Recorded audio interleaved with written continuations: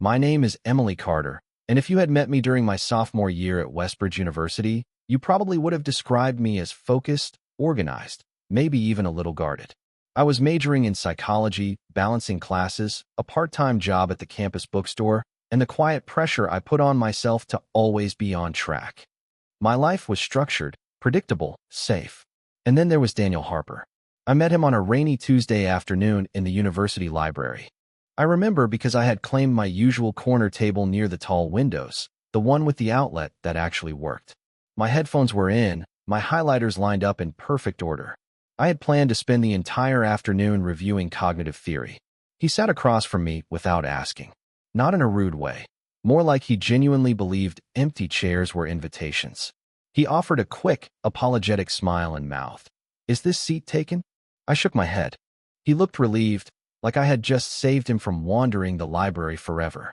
Daniel wasn't what I would have called intimidatingly handsome. He was real. Warm brown eyes, messy dark hair that always seemed one gust of wind away from chaos, and this calm steadiness about him. He wore worn-in sneakers and carried too many books in his backpack, as if he didn't believe in choosing just one. For the first hour, we didn't speak. But I could feel him there, the soft rhythm of him tapping his pen against his notebook, the occasional quiet sigh when he reread something complicated. It was strange how aware I became of another person's presence. Not distracted, just aware. Eventually, he leaned forward slightly and whispered, "Do you understand this?" He turned his textbook toward me. It was the same statistics class I was taking. That's how it started. At first, we were just study partners. We met twice a week in the library, then 3 times. Then coffee got added to the routine. Then late-night study sessions during finals week turned into conversations that had nothing to do with school, childhood memories, fears about the future, dreams we barely admitted to ourselves. Before Daniel, my college life was orderly. Classes, work, sleep, repeat. After Daniel, there was color in the routine. We weren't dramatic. There were no grand declarations at the beginning. No instant fireworks. Just a slow, steady warmth that grew every time he looked at me like what I was saying actually mattered. He listened, really listened. And when he laughed at my awkward jokes, it felt like winning something I hadn't known I was competing for. By winter break, he was part of my everyday life. We walked to class together. He carried my coffee when my hands were full. I edited his essays. He quizzed me before exams. Our friends started referring to us as a pair before we ever officially labeled anything. The trust between us built quietly. Naturally, there were no games. No confusion. If he said he'd call, he did. If I told him something personal, he held it gently, never using it against me. Looking back now, what strikes me most is how safe it felt. Not boring. Not predictable in a dull way. But emotionally safe. Like I could show up exactly as I was, stressed or insecure or overly ambitious. And he would still look at me the same way. At 19, that kind of steady love feels almost unbelievable. And yet, at the time, it simply felt right. The first time I realized I was in love with Daniel wasn't cinematic. There was no dramatic kiss in the rain. No slow-motion confession under string lights. It happened on an ordinary Thursday night. We were sitting on the steps outside the science building after a late lab session. The campus was unusually quiet. Most students were either at parties or already asleep. The air was cool, carrying that early autumn crispness that makes everything feel sharper somehow. Daniel was talking about his childhood, about how his dad used to wake him up before sunrise to go fishing. He wasn't telling it like some grand story. It was simple, honest. He described the smell of the lake, the silence between them, the way his father would pat his shoulder when he did something right. I watched his face as he spoke. His voice softened. His shoulders relaxed. There was a vulnerability in him that he didn't show to everyone. And I remember thinking, he trusts me with this. Not just the story, but the version of himself that existed before college, before ambition, before expectations. The small, unpolished pieces. He paused mid-sentence and looked at me. "What?" he asked, smiling slightly. "Nothing," I said too quickly. But it wasn't nothing. Something had shifted inside me. A quiet realization. It wasn't the butterflies.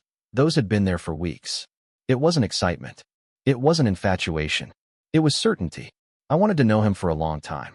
Not just for this semester. Not just until graduation. I wanted to sit beside him in different seasons of life, when things were hard, when they were boring, when they were uncertain. That thought scared me, because love, real love, meant risk. It meant that this person could hurt me. It meant I was stepping outside the carefully controlled structure I had built around my life. Daniel nudged my shoulder gently. "You're thinking too hard again," he teased. I laughed, but he wasn't wrong. I always thought too hard. "What if we fail?" I asked suddenly. "In lab," he replied. "In everything," I clarified. He didn't laugh at me. He didn't dismiss it. "Then we figure it out," he said simply. "You don't quit just because something's hard." That was Daniel. No dramatic speeches. Just steady reassurance. He reached for my hand almost absent-mindedly, like it was the most natural thing in the world, and intertwined his fingers with mine. And I didn't pull away. That was the first night we held hands without awkwardness, without second-guessing. When he walked me back to my dorm, he stopped at the entrance and hesitated. "I really like you, Emily," he said, quieter than usual. My heart pounded in a way that made it hard to breathe. "I really like you too," I replied. It wasn't a grand confession, but it was honest. And when he leaned in and kissed me, slow, gentle, almost careful, it felt less like something starting and more like something falling into place. That night, lying in bed, I stared at the ceiling long after my roommate had fallen asleep. I realized love didn't arrive with noise. Sometimes, it just sits beside you on cold concrete steps, listens to your fears, and holds your hand like it plans to stay. Being with Daniel didn't feel like stepping into something new. It felt like uncovering something that had been quietly forming all along.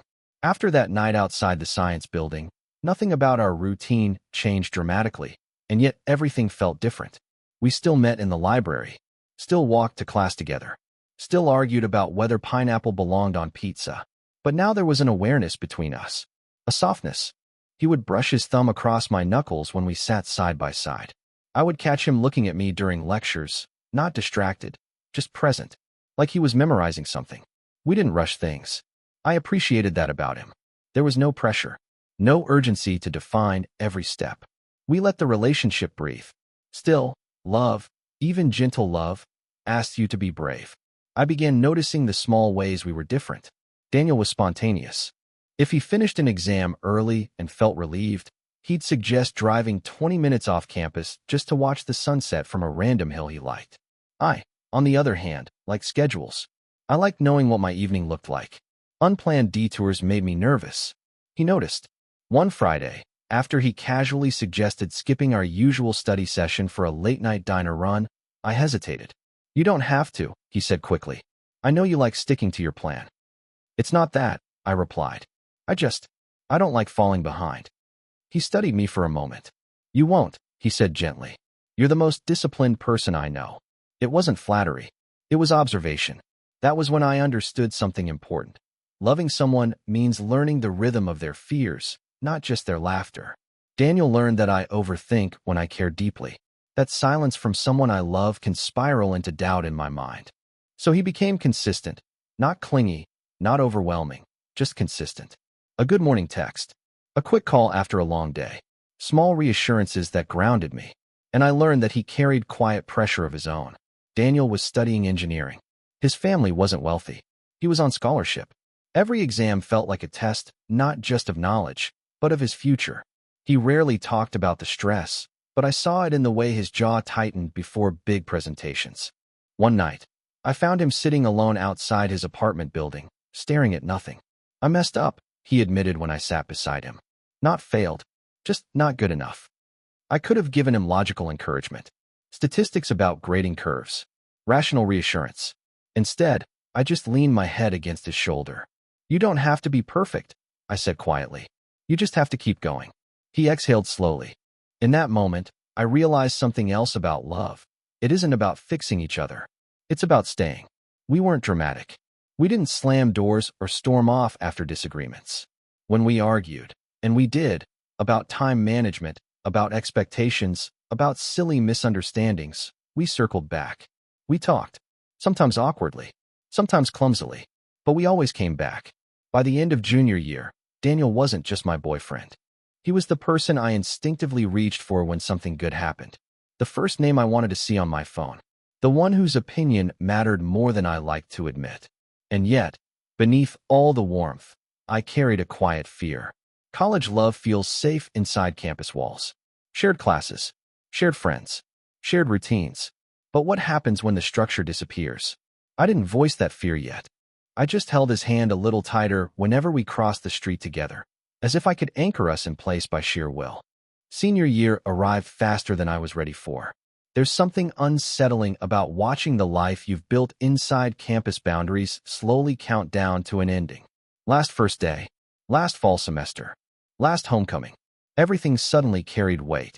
Daniel and I had been together for nearly 2 years by then, long enough that our relationship felt woven into who I was. He wasn't just part of my schedule anymore.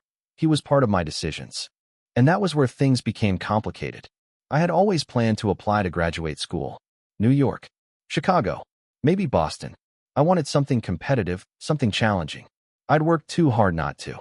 Daniel, on the other hand, had accepted a job offer in Denver months before graduation. A solid engineering position at a growing firm.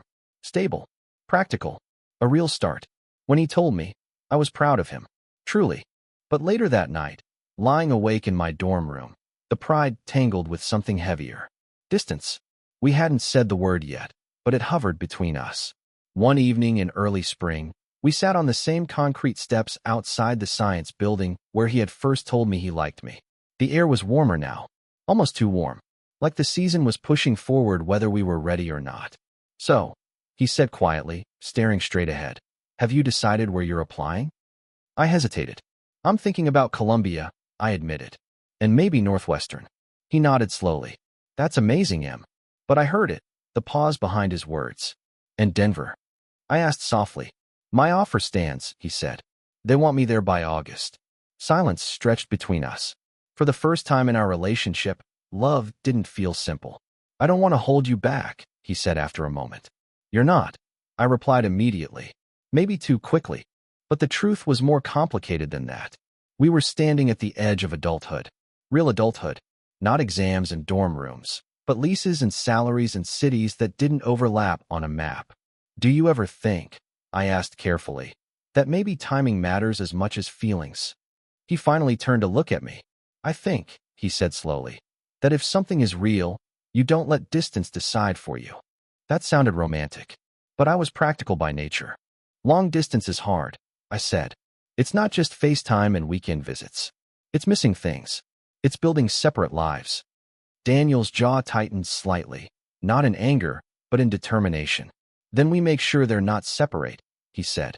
I wanted to believe that love alone could solve logistics, that devotion could shrink geography. But I also knew how ambitious we both were, how stubborn, how independent. That night, we didn't argue. We didn't cry. We just sat there, both aware that love was no longer just about feelings. It was about choices. And for the first time since that rainy day in the library, I felt the weight of loving someone whose path might not perfectly align with mine. I loved him, but I was beginning to understand that love, especially at 21, doesn't exist in isolation from the future. And the future was getting closer. The tension didn't explode. It lingered. For weeks after that conversation on the steps, Daniel and I moved carefully around the topic of after graduation, like it was fragile glass sitting between us. We still laughed, still studied together, still spent Sundays at the coffee shop off campus where the barista knew our orders by heart. But something unspoken pulsed beneath everything. One evening in April, after a long day of classes, Daniel showed up at my dorm unexpectedly. Come on, he said, a determined look in his eyes. We're going somewhere. Daniel, I have a paper. It'll still be there in 2 hours. Normally, I would have resisted. I would have insisted on finishing my work first. But something in his voice made me close my laptop. He drove us out past campus, past the familiar restaurants and apartment buildings, to the small hill he used to visit after exams. The one he had mentioned sophomore year. The sun was setting, the sky painted in deep orange and soft pink. The city below us looked distant, quiet. We sat on the hood of his car, shoulders touching. I don't want fear making this decision, he said finally. I swallowed. It's not fear. It's realism. It's both, he replied gently. He wasn't accusing me. He was seeing me. I know you, he continued. You think 5 steps ahead. You calculate outcomes. And that's one of the things I love about you. Love. Even after 2 years, Hearing him say it still made something inside me steady. But this, he added, this isn't just logistics. This is us. I stared at the horizon. I don't want to lose you, I admitted quietly. You won't, he said without hesitation. You can't promise that. No, he agreed. But I can promise that I won't walk away just because it's hard. That was Daniel. He didn't pretend things would be easy. He just refused to give up before trying. I felt my throat tighten. I'm scared, I whispered. He reached for my hand. So am I. There was something powerful about that admission. Not bravado. Not false confidence. Just honesty. We talked for hours that night. About practical plans, visits, budgeting flights, scheduling time intentionally. About emotional boundaries, communication, transparency, checking in instead of assuming. It wasn't dramatic. It was intentional. When the sky turned dark and the city lights flickered on below us, Daniel turned toward me fully. Emily Carter, he said softly, I don't care if you're in New York, Chicago, or on the moon. I'm choosing you. The simplicity of it broke something open inside me. All my overthinking, all my calculated doubts. Love wasn't about eliminating uncertainty. It was about choosing someone despite it. I'm choosing you too, I said. And for the first time since senior year had started, the pressure eased. We didn't know if long distance would work. We didn't know who we'd become in new cities. But that night, under a sky that felt both vast and intimate, we made a quiet, adult decision.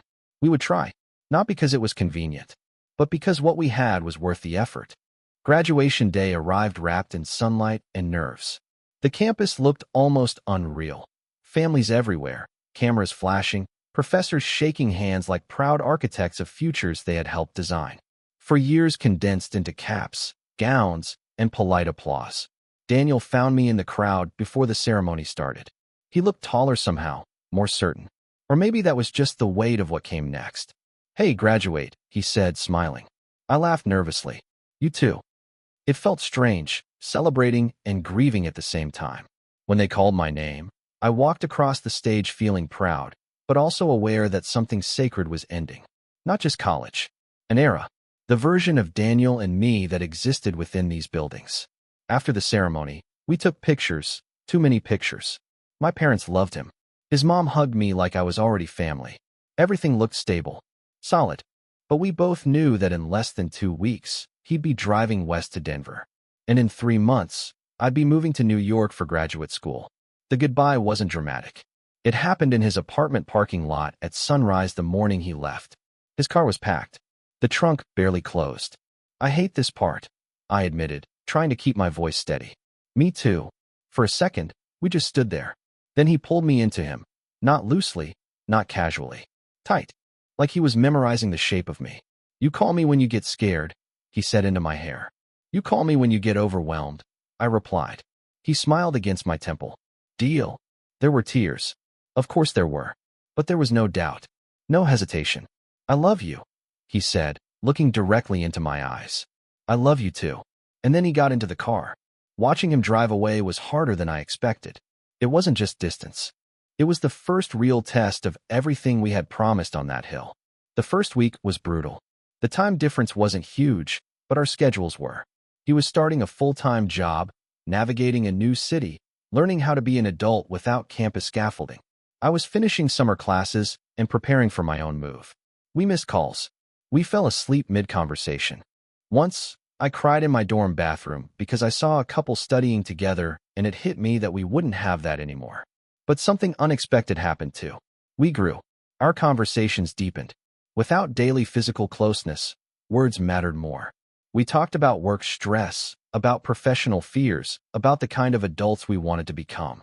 Daniel told me about his first big presentation at the firm, how his hands shook slightly, but he pushed through. I told him about getting accepted into Columbia's graduate program and crying in the acceptance office hallway. We weren't just clinging to memories. We were building something new. Long distance wasn't romantic most days. It was scheduling FaceTime calls between responsibilities. It was falling asleep to the sound of traffic from 2 different cities. It was choosing trust over insecurity when we couldn't see each other's daily life. But every time doubt crept in, I remembered the hill, the sunset, the decision. Love wasn't about proximity. It was about consistency. And even miles apart, Daniel showed up. So did I. New York was louder than I expected. The city didn't pause for anyone's emotions. It moved, fast, impatient, alive. Graduate school was intense from the first week. Readings piled up. Professors spoke like we were already professionals. Everyone seemed ambitious, sharp, intimidatingly confident. I missed the simplicity of campus life. I missed Daniel most at night. During the day, I was distracted, absorbed in lectures, subway schedules, and trying to prove I belonged. But when I returned to my small apartment and the city noise softened into a distant hum, the distance felt heavier. Daniel sounded tired when we talked sometimes. Not distant, just exhausted. I didn't know being an adult meant this many emails, he joked once. I laughed, but I could hear the strain beneath it. He was working long hours, trying to impress supervisors, trying to justify the faith his family had in him. We were both building something, but separately. One night, after a particularly overwhelming day, I didn't answer his call. It wasn't intentional. I had stayed late at the library, then taken the wrong subway, then sat on my bed staring at my phone, feeling strangely detached from everything. When I finally called him back, it was almost midnight. "You okay?" he asked immediately. The concern in his voice broke through my composure. "I'm just tired," I said. There was a pause. "Emily," he said gently, "talk to me." And that was the thing about us. Even across states, he knew when something was off. "I feel like I'm becoming someone new," I admitted. "And I don't know if you'll recognize me." He didn't respond right away. "I hope you do," he finally said. That wasn't the answer I expected. "You do?" "Yeah. You're supposed to grow. So am I." I leaned back against the wall, absorbing that. "What if we grow in different directions?" I asked quietly. "Then we adjust," he replied. "Or we meet somewhere in the middle. But we don't stop just because it's uncomfortable." There it was again, his steady refusal to quit. Over time, the fear softened. We found rhythm. Sunday became our long-call day. No distractions. No multitasking. Just us. Sometimes we watched the same movie while on FaceTime. Sometimes we cooked dinner together, comparing our disasters in the kitchen. We visited when we could.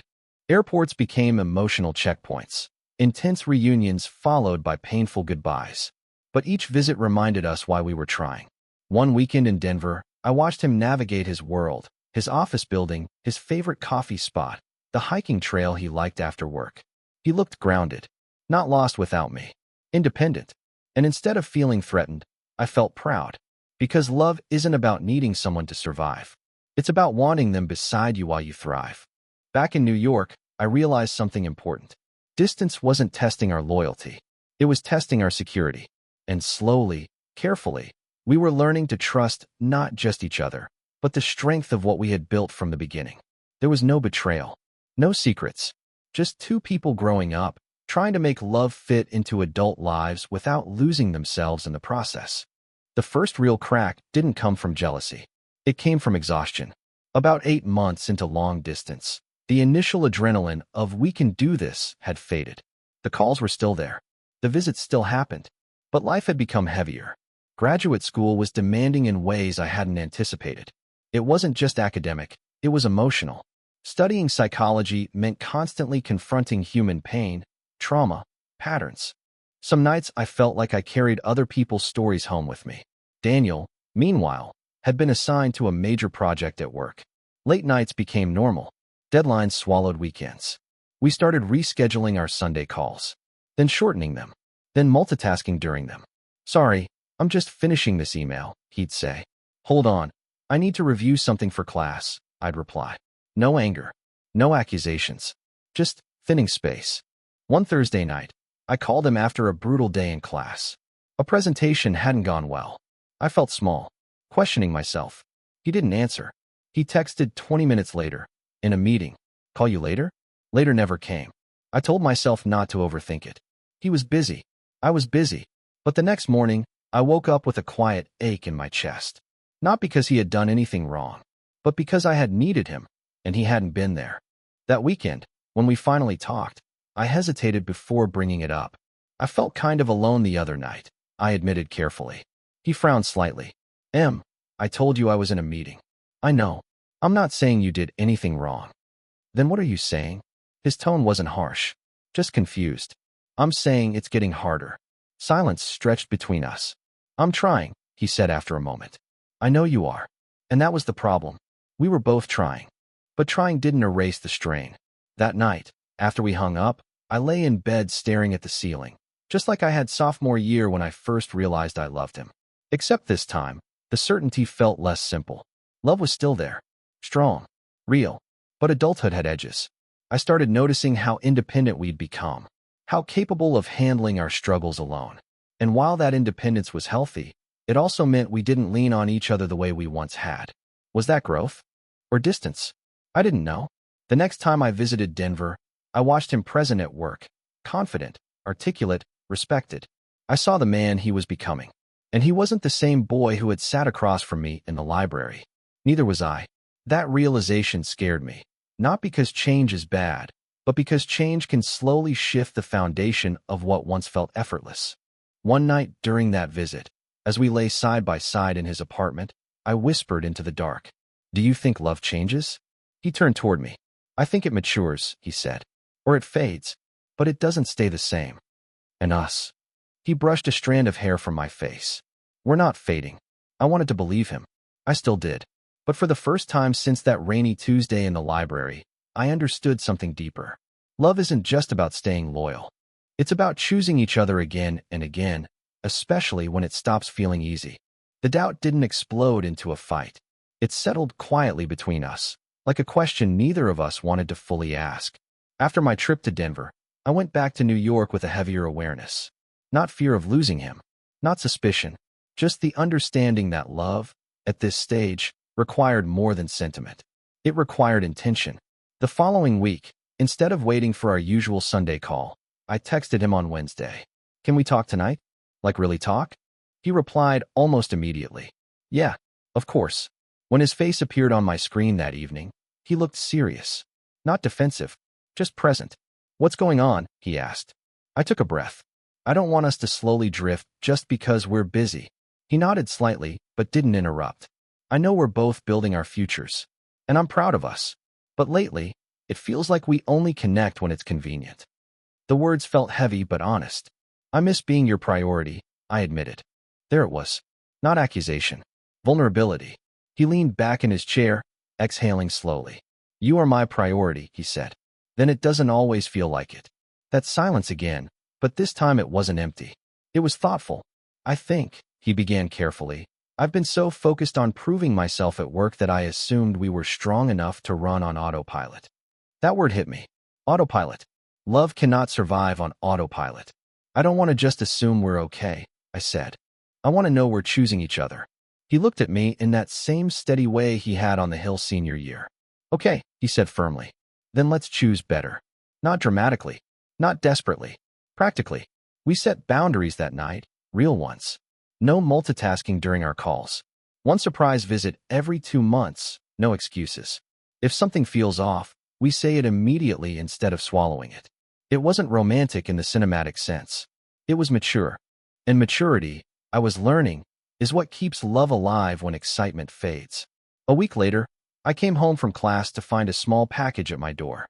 Inside was a handwritten letter from Daniel and a printed photo of us from sophomore year, sitting on those concrete steps, laughing at something I couldn't even remember. The letter wasn't long. "Emily, I don't want what we have to become background noise in our lives. You're not an assumption. You're a choice. And I'm still choosing you. D." I sat on my bed holding that letter for a long time. Not because it solved everything, but because it reminded me why we started. Love at 19 felt magical. Love at 23 felt deliberate. And maybe that was the point. Later that night, when we talked, there was a softness between us again.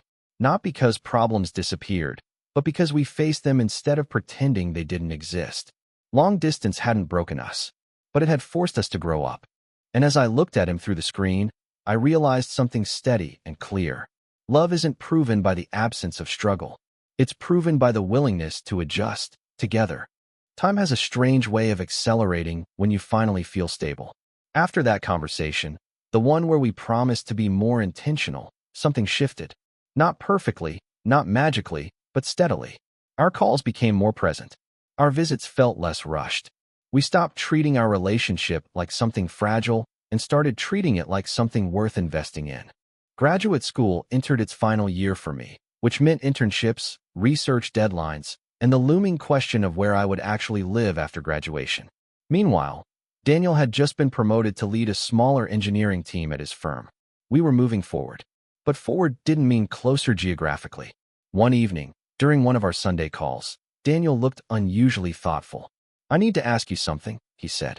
That sentence always makes your heart beat a little faster, even in healthy relationships. "Okay," I replied cautiously. "My company wants to sponsor me for a long-term development program," he explained. "It's a really big opportunity, but it would lock me into Denver for at least 3 more years."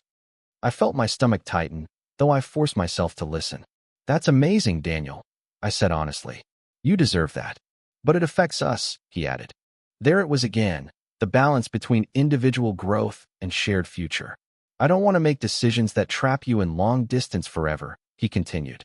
"And I don't want to ask you to sacrifice your career either." I leaned back, absorbing everything. Graduate programs often required relocation after completion, fellowships, research placements.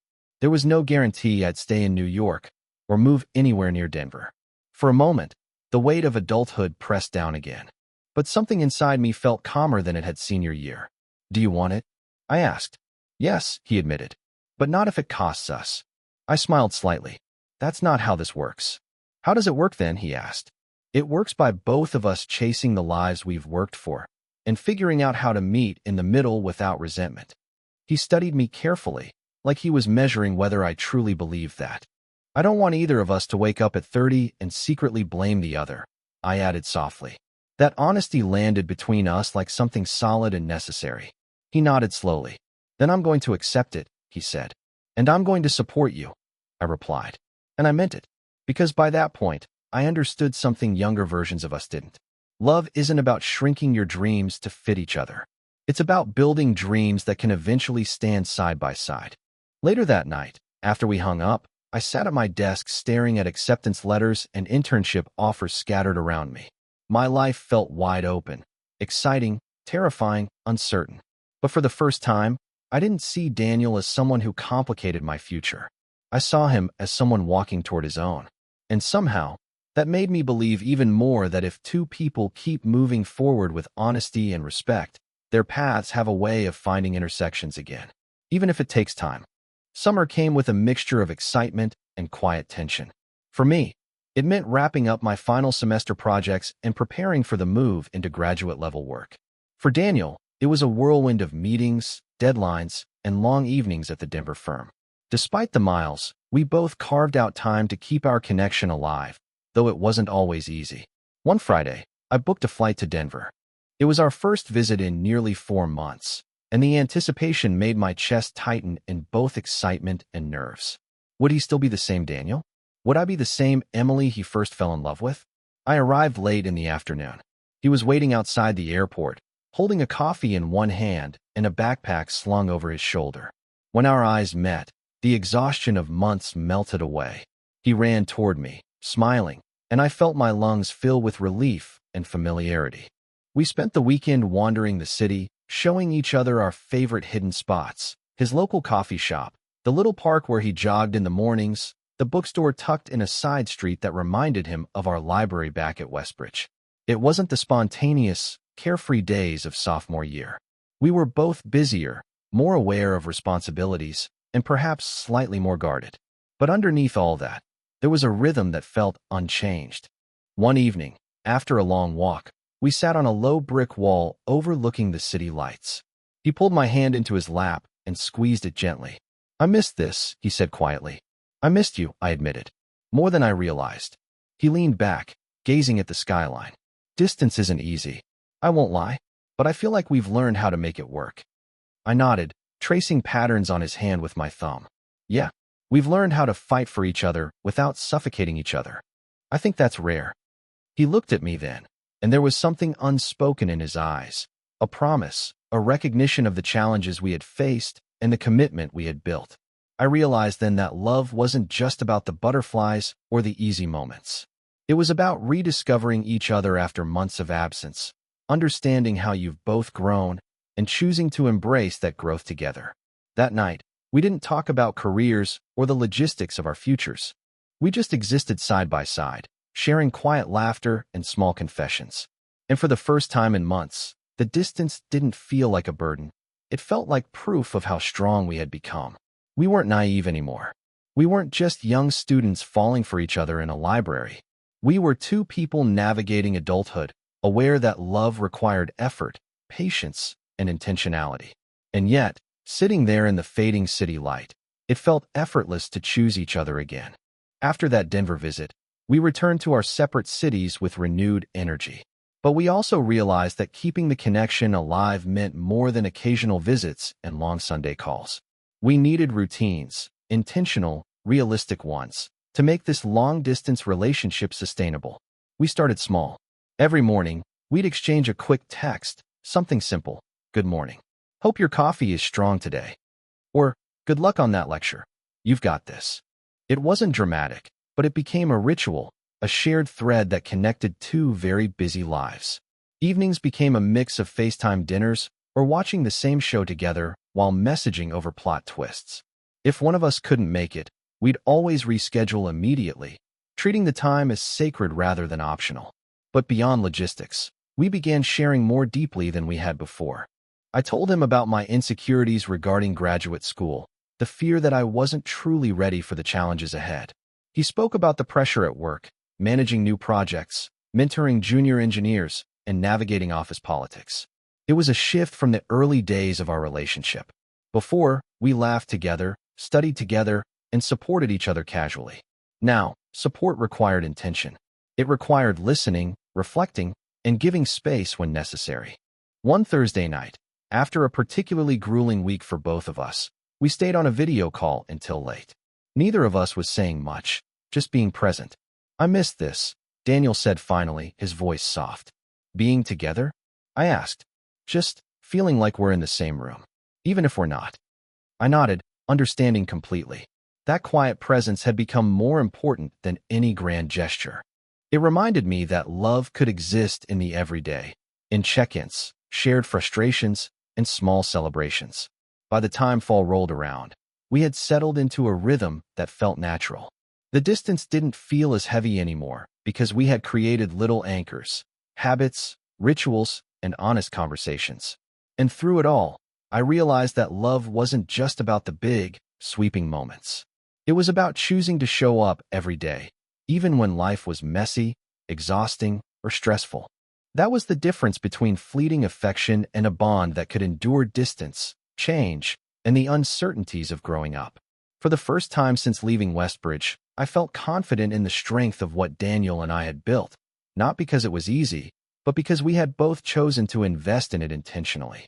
Life, of course, didn't pause to make long distance easy. That winter, a sudden snowstorm shut down parts of Denver just as Daniel was in the middle of an important project. His apartment lost power for 2 days, leaving him without heat, Wi-Fi, or proper access to work documents. I watched him struggle through texts and short calls, frustrated and exhausted, and felt helpless being hundreds of miles away. "Just stay calm, okay?" I typed one evening after he vented about the delays. "You'll figure it out, like you always do." "I don't know if I can this time," he admitted. "Everything feels stacked against me." I wished I could be there physically, hand on his shoulder, offering the kind of comfort that only presence can give. But instead, I sent him reminders to eat, to bundle up, to breathe, and left little encouraging messages sprinkled throughout the day. A few weeks later, I faced my own crisis. A research experiment at school went wrong, and I had to start over from scratch. I spent the night in tears, frustrated and doubting my abilities. When Daniel called that evening, I wasn't in the mood for cheerfulness. "Hey," he said, a quiet strength in his voice. "You're not failing. You're learning. And I'm proud of how hard you're working." His words weren't dramatic. There was no motivational speech, just steady reassurance. It grounded me in a way that I couldn't have anticipated. That was the turning point. I realized love in long distance wasn't about sharing joy or celebrating victories alone. It was about sharing the weight of challenges, even when it hurt not to be together physically. We began to anticipate difficulties before they escalated. If one of us had a big deadline or project, we adjusted call times. If stress hit, we checked in with extra patience. Little acts of care became lifelines. By facing challenges together, even miles apart, We reinforced trust and intimacy. Love was no longer just about excitement or novelty. It was about reliability, consistency, and proving to each other, day after day, that we were willing to fight for the connection we had nurtured since the library 2 years ago. And slowly, I started to understand the profound truth of adult love. It wasn't the absence of difficulty that made it strong. It was choosing each other when things were hard. We were doing that. And that choice became the foundation for everything that followed. By spring, the routine of long distance had settled into something surprisingly comforting. The initial intensity of young love had matured into a steadier rhythm, a blend of anticipation, shared routines, and little surprises. One Friday, Daniel surprised me with tickets to a small music venue in New York. He had planned it during one of our calls weeks earlier, insisting that I close my laptop early that day and not peek at the tickets. I laughed when I saw him waiting outside my apartment with a backpack slung over one shoulder, a mischievous grin spreading across his face. "No hints," he said, holding the tickets up like they were treasure maps. The concert was intimate, the kind where the music vibrates through the floorboards and the lights make everything feel soft and warm. Daniel didn't just enjoy the music. He noticed the way I laughed, the way I swayed to the rhythm, the little expressions that told him more about me than words ever could. At one point, he leaned close and whispered, "I missed this. Missed laughing like this with you." I rested my head on his shoulder, feeling the weight of months without physical closeness lift just slightly. "Me too," I admitted. I didn't realize how much. The joy of that evening wasn't just the music or the adventure. It was the simple act of being together, unguarded, away from schedules, deadlines, and the constant mental checklist of responsibilities. It reminded me of our early days, walking to class, laughing in the library, but it also showed me how much we had grown. On the subway ride home, Daniel reached for my hand without asking. I squeezed his fingers gently. "I love this," he said. "Me too," I replied. And it struck me, that joy wasn't fleeting. It wasn't dependent on perfect timing or absence of stress. It existed because we had built a connection that could sustain the hardships, the distance, and the inevitable changes of early adulthood. I realized then that rediscovering joy in a relationship isn't about recreating the past. It's about recognizing the depth of what has grown and choosing to celebrate it, even when life is complicated. That night, as I walked back to my apartment, I felt lighter, steadier. Love wasn't only about surviving distance or planning visits. It was about savoring moments like these, intentionally, fully, and gratefully. And I was beginning to understand that these small joys were just as important as the promises, the calls, and the plans for the future. They were the threads that wove our lives together across miles, time zones, and challenges. Summer was coming to an end, and with it, another milestone, my graduation from graduate school. Unlike my undergraduate ceremony, this one felt quieter, fewer students, smaller crowds, but somehow weightier. We had all worked harder, sacrificed more, and carried the pressure of our next chapters on our shoulders. Daniel flew in from Denver for the weekend. I remember the moment I saw him in the airport, standing with his suitcase, a tired but genuine smile on his face. It was the first time in months that we didn't have to coordinate around work schedules or classes. Just being together felt like reclaiming a piece of normalcy. After the ceremony, we walked through the city, celebrating quietly. No fanfare, no extravagant gestures, just the two of us, sharing pizza on a park bench, laughing about how I had nervously stumbled over my name while receiving my diploma. "Look at you," Daniel said softly, shaking his head with pride. "You did it." "I couldn't have done it without you," I replied, though it wasn't entirely true. I had done the work, but his unwavering support had made it feel achievable, manageable, even joyful at times. We spent the evening talking about our plans. I had a post-grad fellowship offer in Chicago. Daniel had his engineering program continuing in Denver. The distance would continue, yes, but we had learned to navigate it. Sitting on his hotel balcony that night, city lights flickering around us, I realized how far we had come. We weren't the same college students who first met in the library. We were adults now, capable of pursuing our ambitions without losing each other in the process. Daniel reached for my hand, the gesture as natural as breathing. "We've done well," he said. "Yes," I agreed. "Better than I ever imagined."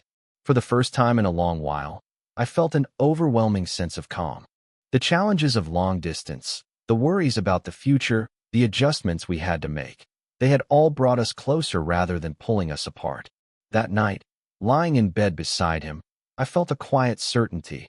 Love wasn't easy, and it wasn't supposed to be. It was about growing together, supporting each other's dreams, and choosing each other again and again, even when circumstances try to test you. And in that certainty, I found a joy deeper than I had ever known. A joy that wasn't fleeting, but grounded in the knowledge that we could face life's next chapters, together or apart, with honesty, patience, and unwavering care. After graduation, reality settled in like a slow tide.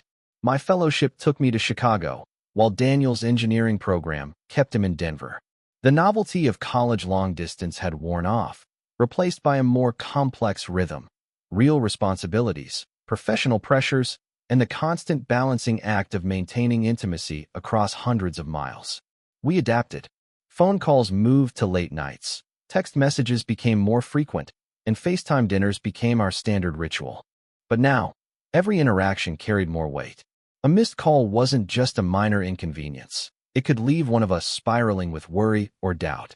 One Friday evening, after a long day in the lab, I collapsed on my couch, exhausted. My phone buzzed. "Daniel." I answered, weary but smiling. "I can't believe how long these experiments take," I said. "I feel like I've barely moved all week." "I know the feeling," he replied. "Denver's been crazy too. The project deadline got moved up, and I've barely slept." We laughed softly, a shared exhaustion bonding us in its own way. "It's weird," I admitted after a pause. "Even though we've done long distance before, this feels heavier." He was quiet for a moment, then said, "It is heavier. We're not just students anymore. We're adults, juggling work, responsibilities, and everything else life throws at us. But I wouldn't trade it. Not for anything." His words reminded me why we had survived the earlier struggles. We weren't relying on excitement or youthful infatuation.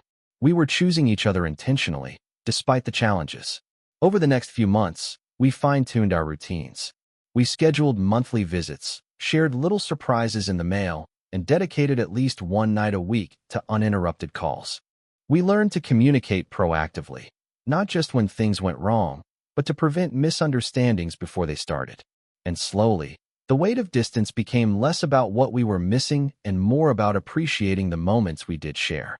We celebrated small wins together, encouraged each other through failures, and discovered that love, at this stage of life, was less about grand gestures and more about consistency, trust, and emotional presence. For the first time, I understood that long distance wasn't just a challenge to endure. It was an opportunity to strengthen the foundation of our relationship, to prove to ourselves that we could grow individually and still choose each other every day. We weren't just surviving. We were learning to thrive, apart and together. By the second year of long distance, we had realized that love isn't sustained only by words. It's the small gestures, repeated over time, that remind someone they are chosen. Daniel started leaving voice messages on my phone when he knew I had a particularly tough day. Short clips of him joking about office mishaps, talking about his lunch, or just saying, "I love you. Don't forget that." Some mornings, I'd wake up to find texts with a photo of his coffee and a note. "Wish you were here to drink it with me." I began returning the favor. Notes tucked inside care packages, short videos of the Chicago skyline with silly commentary, little things that required effort but weren't showy. They became our lifelines when calls were impossible or visits months away. One night, after a grueling day at the lab, I received a package from him. Inside was a small notebook with handwritten entries, reminders of inside jokes, quotes from books we both loved, and little sketches, some of them absurdly funny. Reading it made me laugh until my chest hurt, and then my eyes stung with tears. It was a reminder that, even across states, we could continue building intimacy. "That's a lot of effort," I said over FaceTime later that evening. He shrugged, grinning. "You're worth it." And that was the point. We didn't need extravagant displays or dramatic confessions. We needed constancy, creativity, and attentiveness. Each small gesture reminded the other that, even with distance, love could feel immediate and tangible. I realized then that long distance doesn't weaken relationships. It just exposes the work required to maintain them. and rewards those willing to do it with depth, trust, and closeness that many couples never truly experience. Every note, every voice message, every shared laugh reminded me, love isn't about being physically close. It's about being present, intentional, and consistent, even when the world is pulling you in different directions. And through these small acts, Daniel and I weren't just surviving the distance. We were cultivating a bond that could endure far more than we had ever anticipated. Not everything was easy. Life kept testing us in subtle, unavoidable ways. One evening, Daniel called sounding quieter than usual. "Hey, can we talk?" he asked. My heart sank a little. That tone meant something serious. "I got some news at work today," he began. "They want me to relocate, permanently this time. Not just Denver, Houston. Big move, bigger responsibilities. And they want an answer soon." I felt a mix of pride and anxiety. He had worked so hard, and this was the opportunity he deserved. But my fellowship in Chicago was just starting to blossom. "I don't know what to do," he admitted, voice low. "I don't want this to mess us up." I took a deep breath. "Daniel, it's not messing us up. We just need to decide together, realistically, honestly, what works for both of us." We spent hours talking that night, not just about logistics, but feelings, fears, and priorities. We discussed compromises, potential visits, and even the possibility of me relocating after my fellowship. But more importantly, we reaffirmed our commitment to each other. By the end, we didn't have all the answers. Some decisions would come later. But we had something more important: clarity that we were facing uncertainty together, not separately. That conversation reminded me of how much we had grown since our early days at Westbridge. We were no longer students who fell in love in a library. We were adults capable of making hard choices and navigating consequences, together.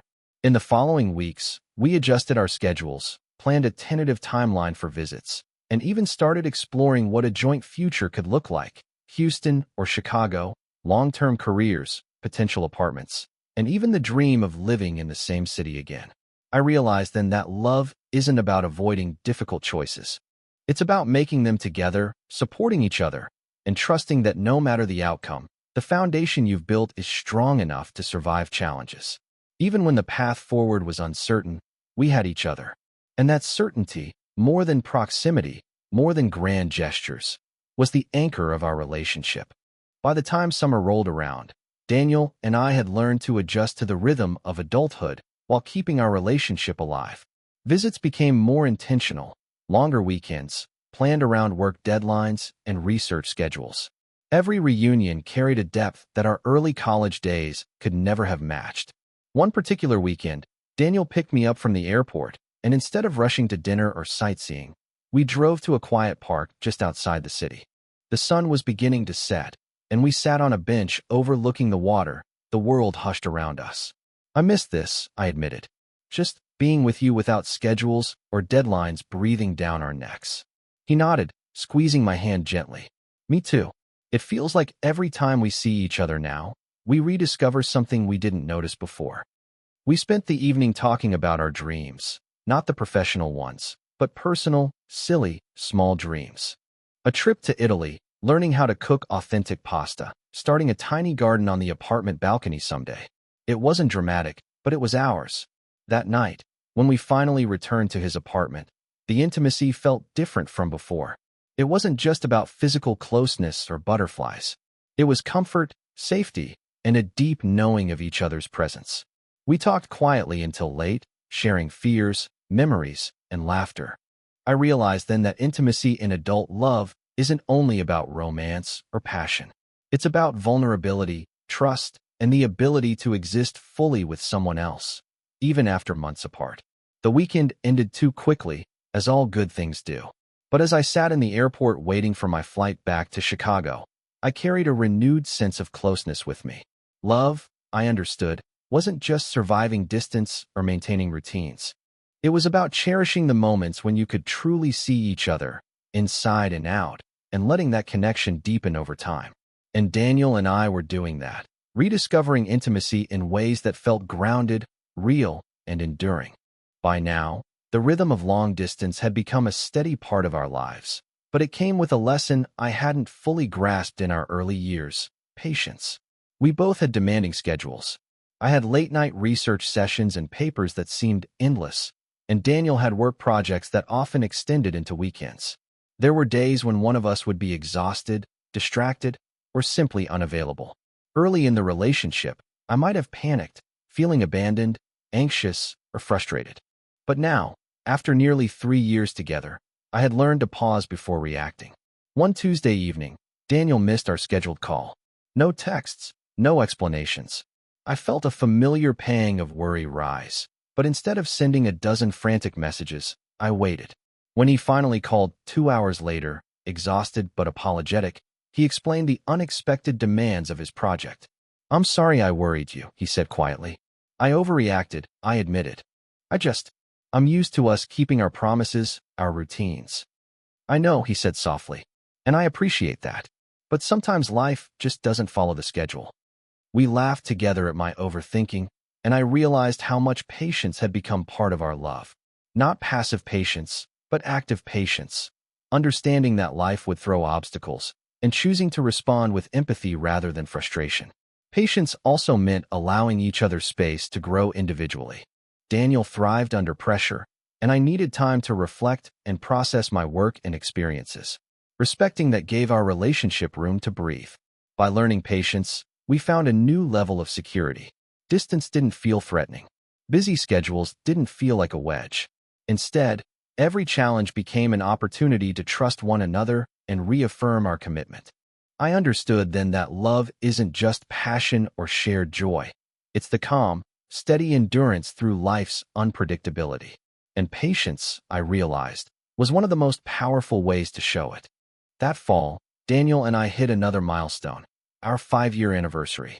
Technically, we had been together for just over 4 years, but given the long-distance element, it felt like a lifetime of shared memories. We decided to celebrate creatively. Instead of waiting for a visit, we coordinated a virtual date. He sent a box in advance with a small bottle of wine, some snacks, and a handwritten note. I set up my apartment with fairy lights, candles, and a playlist of songs that had become our songs over the years. When we connected over video that evening, the sight of him smiling from the other side of the screen brought tears to my eyes. "Wow," he said, grinning. "You went all out." "I wanted it to feel special," I admitted. We clinked our glasses over the video call, laughing at the absurdity of toasting across states. Then we shared a slow, deliberate conversation about everything we had achieved, individually and together, and what we hoped the next year would bring. "Can you believe we've made it this far?" Daniel asked. I smiled, feeling the depth of our bond. "No. And yet, here we are." This celebration wasn't about grandeur. It wasn't about impressing anyone. It was about marking our perseverance, commitment, and ability to maintain love despite distance, career challenges, and life's unpredictability. The anniversary reminded me that long-distance relationships aren't defined by absence, but by the intentional moments you create to honor your connection. Every call, every small gesture, every shared laugh had accumulated into something stronger than we could have imagined as college students. By the end of the night, I felt a renewed sense of closeness. Despite the miles, despite the schedules, despite the inevitable challenges, Daniel and I had built a life of connection and love that could withstand anything life threw at us.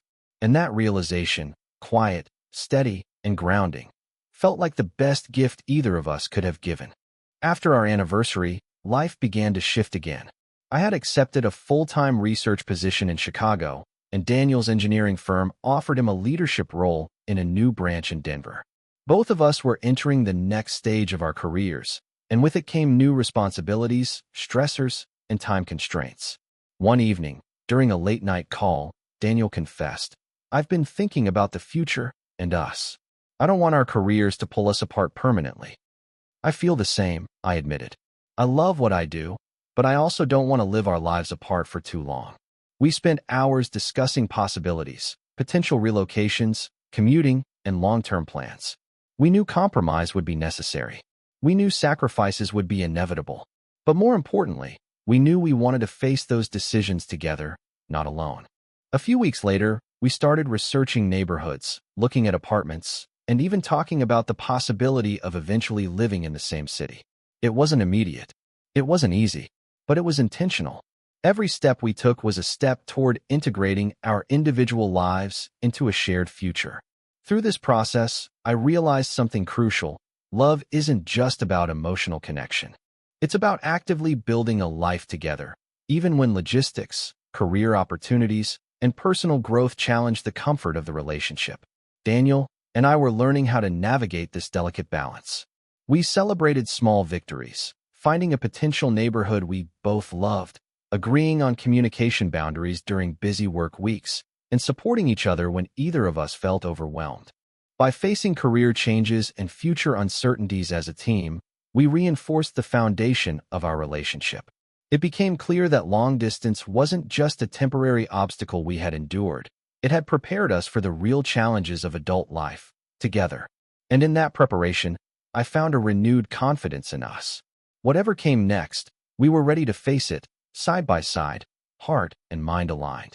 By now, we had been managing long distance for nearly 3 years. And while we were stronger than ever, I realized that maintaining a healthy relationship required more than love and trust. It required communication that was clear, honest, and sometimes uncomfortable. One Sunday evening, I called Daniel feeling frustrated. I'd had a rough day at work, and small irritations had piled up into a low-level anxiety I couldn't shake. Instead of sharing calmly, I started complaining about little things, about my lab, about deadlines, about the stress of managing life alone in Chicago. Daniel listened patiently, as always, but I could sense a quiet tension. He said softly after a while, I get that you're stressed, but I feel like we're talking past each other. Can we slow down? I took a deep breath. He was right. I hadn't communicated my feelings. I had just vented. I'm sorry, I said. I guess I just needed to let it out. But I wasn't really explaining what I needed from you. And what do you need? He asked. I need to feel heard. Not judged. Not fixed. Just heard, I admitted. That I can do, he said. We spent the next hour practicing what I later realized was active listening. He repeated back what he heard, asked clarifying questions, and I tried to explain without exaggerating or minimizing my feelings. By the end, both of us felt lighter, more understood, and more connected. That conversation became a turning point. I began to see that communication in a long-distance relationship isn't just about sharing day-to-day events. It's about expressing needs, fears, and insecurities in a way that invites understanding rather than defensiveness. Daniel and I started implementing small routines to check in about feelings, not just logistics. A 10-minute call in the middle of the week became our emotional pulse, a chance to talk openly without interruptions. Through these efforts, I realized that love alone isn't enough. Relationships thrive on intention, effort, and the willingness to practice empathy consistently. And in doing so, Daniel and I discovered a deeper layer of connection, one that would carry us through not only distance, but life's inevitable uncertainties. Even with routines and communication in place, life had a way of testing us. It happened during the winter of my second year in Chicago. A major research project I had been working on for months collapsed due to a technical error. It was humiliating, exhausting, and completely unexpected. I spent days questioning myself, my abilities, and whether I was cut out for this path. At the same time, Daniel was facing his own crisis at work. A key project went off track, and he was being held accountable. He was stressed, sleep-deprived, and unusually quiet during our calls. That week, our calls were shorter, our messages more abrupt, and the usual warmth between us felt strained. I found myself snapping at him over minor things. He did the same in return. One evening, after a particularly tense call, I sat alone, feeling frustrated and hopeless.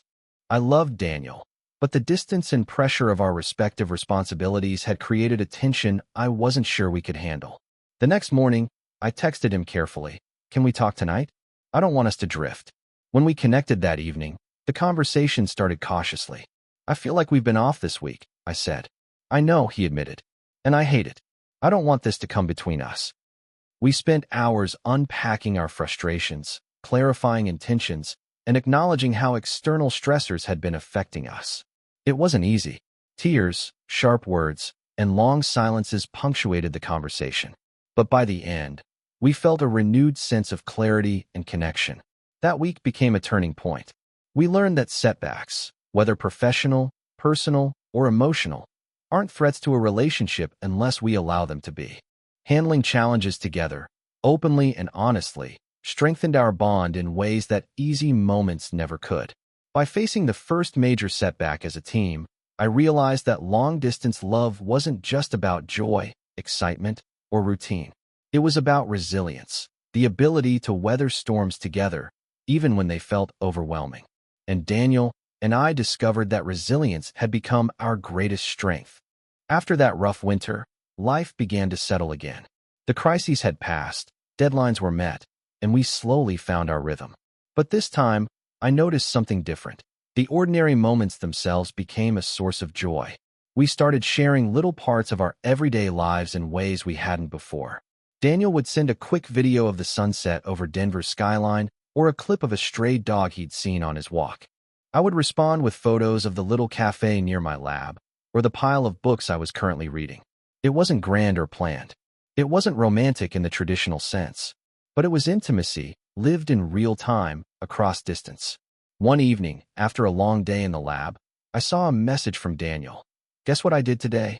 I opened the video, him attempting to bake cookies and failing spectacularly. Flour everywhere, chocolate chips scattered across the counter, and a sheepish grin on his face. I laughed so hard that I had tears in my eyes. Why do you send me these disasters? I asked over FaceTime. Because you enjoy watching me fail, he teased. Partly true, I admitted, still laughing. Mostly because it makes me feel like I'm there with you. That moment, and many like it, reminded me that love isn't always about grand gestures or perfect timing. It's about sharing small joys, even from afar. It's about presence, not perfection. I started to realize that these routines, our nightly calls, our shared photos, our little virtual adventures, were the scaffolding of our relationship. They weren't dramatic, but they were dependable. And in those dependable moments, our connection grew stronger, more resilient, and more comforting than ever. By learning to find joy in the ordinary, I began to understand that love doesn't have to be extraordinary to be deep. Sometimes, it's the quiet, consistent presence of someone who chooses you every day, even across miles, that matters most. It had been over a year since we'd seen each other in person for more than a weekend. Life had a way of stretching the time between visits, work deadlines, research commitments, and logistical challenges. But finally, Daniel and I coordinated a week-long reunion. I arrived in Denver early on a Friday morning. He was waiting for me outside the airport, his face lighting up as soon as he saw me. The hug was long, tight, and grounding, the kind that reminded me why we had endured the distance all this time. The week was a mix of normal life and adventure. We cooked meals together, ran errands, explored hiking trails, and spent quiet evenings talking about our hopes and fears. Everything felt simple yet profound. One evening, as we sat on the balcony of his apartment watching the city lights, I realized something. Being with him again didn't erase the challenges we'd faced, but it reminded me why they were worth it. Distance, stress, and life's obstacles had strengthened us rather than weakened us. Daniel leaned back, letting out a deep sigh. I forgot how much I loved just being with you, he said. Me too, I replied. I didn't realize how much I missed the small things. Making coffee together, laughing at your terrible cooking attempts, just being. The week passed too quickly. Saying goodbye at the airport was painful, but we both knew that this reunion reaffirmed our commitment. It wasn't about grand gestures. It was about the knowledge that we could reconnect fully, no matter the miles. By the time I boarded my flight back to Chicago, I felt a renewed sense of certainty. Long distance wasn't a punishment or a burden. It was a choice, one we were making intentionally because the love we shared was worth it. That reunion reminded me that physical presence is powerful, but love is strongest when it thrives in both presence and absence. It's about patience, effort, and cherishing the moments you do have, however fleeting they might be. After that reunion, I realized something I hadn't fully appreciated before. Trust wasn't just a feeling in our relationship, it was a skill we had to practice every day. Long distance forces you to confront insecurities and uncertainties head-on. Small delays in replies, missed calls, or changes in plans could have sparked doubt. But Daniel and I had learned to approach these moments with honesty instead of fear.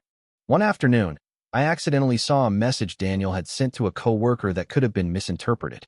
My stomach twisted, and I hesitated, debating whether to bring it up. Instead of letting it fester into suspicion, I waited until our evening call. "Hey, can we talk about something I saw today?" I asked cautiously.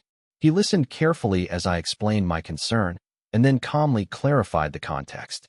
There was no defensiveness, no blame, just transparency.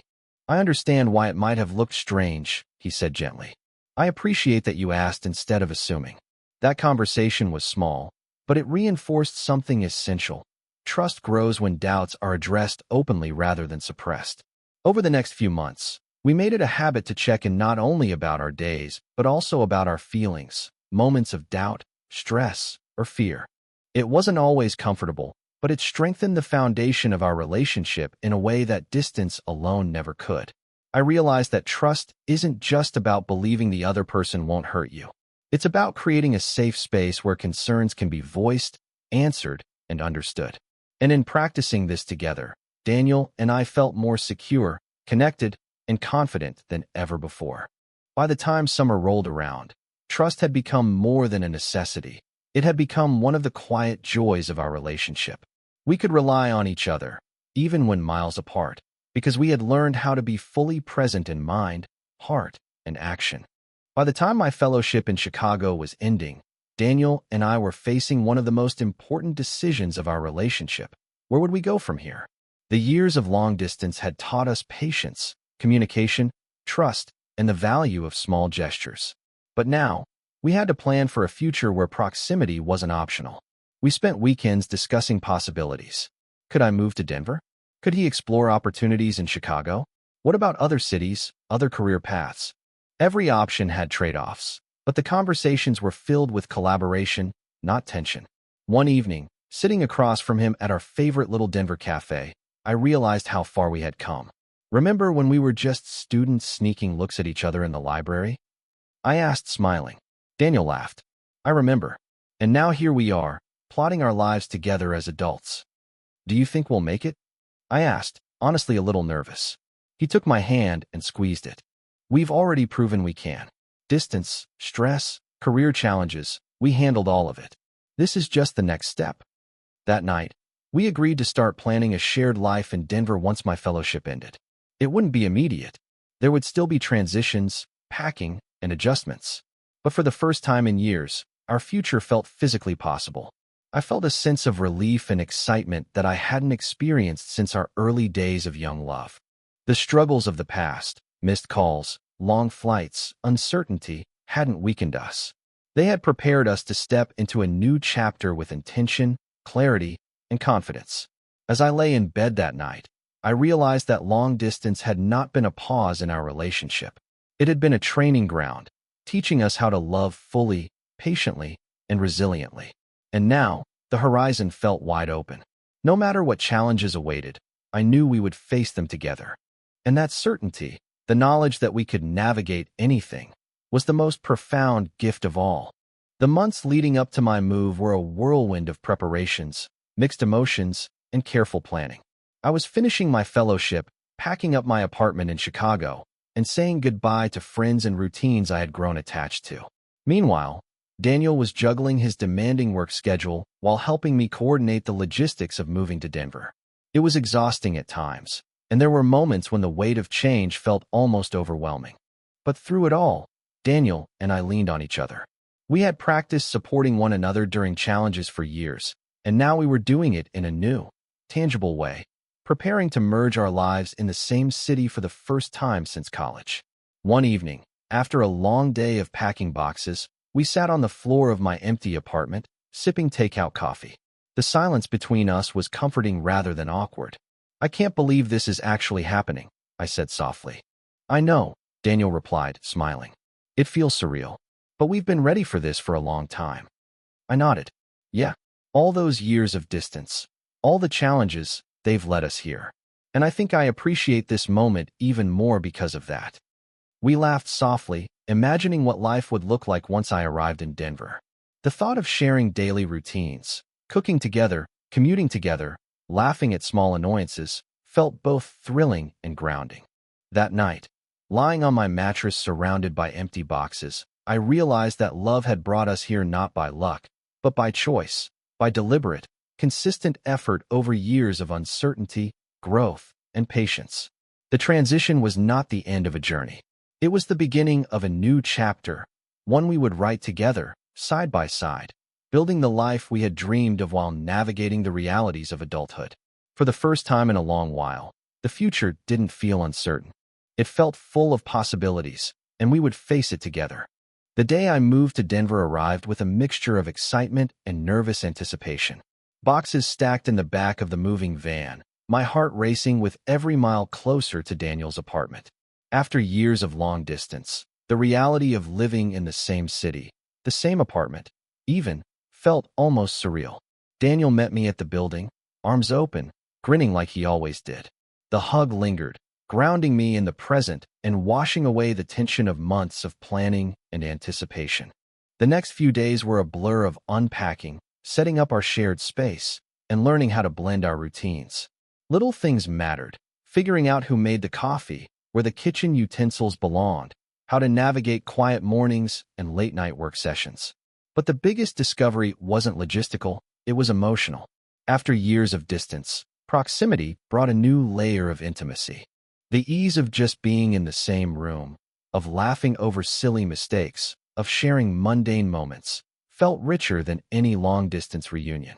One evening, as we sat together on the couch, feet tangled, watching a movie, Daniel reached for my hand.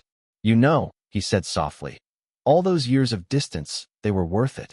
"I know," I replied, resting my head on his shoulder. "We built something stronger than I ever imagined. I don't think we would have appreciated this if it had been easy." We didn't need grand gestures or dramatic declarations. The quiet certainty of being together, fully, daily, intentionally, was enough. I realized then that love isn't about convenience. It's about effort, patience, trust, and choosing someone again and again, even when life is messy, unpredictable, or challenging. Daniel and I had learned that lesson well.